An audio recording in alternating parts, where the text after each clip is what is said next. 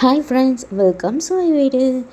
இன்றைக்கி வெஜிடபிள் இட்லி எப்படி பண்ணுறது அப்படின்னு சொல்லிட்டு பார்க்கலாம்.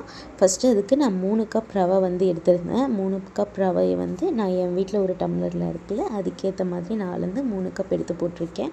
உங்களுக்கு எவ்வளோ தேவையோ நீங்கள் எடுத்துக்கோங்க. அதுக்கு நான் வந்து ஃபஸ்ட்டு கொஞ்சம் கொஞ்சமாக கேர்டை ஆட் பண்ணியிருந்தேன். ஏன்னா நான் லாஸ்ட் டைம் வந்து என்ன பண்ணிட்டேன்னா, தயிர் வந்து நிறையா ஆட் பண்ணிட்டேன். அது ரொம்ப தண்ணியாக போயிடுச்சு. அதனால் நமக்கு வந்து இட்லி நல்லா வரல. அதனால் இந்த தாட்டி நம்ம ரிஸ்கே எடுக்க வேணாம், கொஞ்சம் கொஞ்சமாக ட்ரை பண்ணலாம் அப்படின்னு சொல்லிட்டு ஃபஸ்ட்டு கொஞ்சமாக தான் தயிர் ஊற்றி அது நல்லா மிக்ஸ் பண்ணிட்டேன்.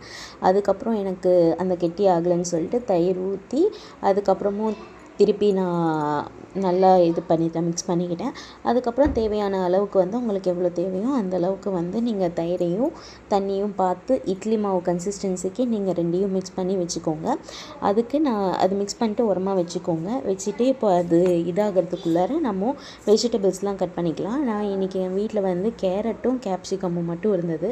அதனால் கேரட் கேப்சிகம் மட்டும் கட் பண்ணி அதில் போட்டுட்டேன். சைடில் உப்பு உங்களுக்கு எவ்வளோ தேவையோ உங்களுக்கு தேவையான அளவுக்கு நீங்கள் உப்பு போட்டுட்டு அதை நல்லா ரெண்டையும் மிக்ஸ் பண்ணி வச்சுக்கோங்க. மிக்ஸ் பண்ணி வச்சுட்டு இட்லி தட்டில் ஊற்றி இட்லி எடுத்திங்கன்னா நல்லா பூ மாதிரி வரும். இன்றைக்கி எனக்கு சொதப்பவே இல்லை ஃப்ரெண்ட்ஸ், நல்லா வந்தது. மேபி நான் ஃபஸ்ட்டே தயிர் நிறையா ஊற்றிருந்தேன்னா இன்றைக்கும் சொதப்பிருக்கும்னு நினைக்கிறேன். எதுவும் நல்ல வேலை கரெக்டாக வந்துடுச்சு.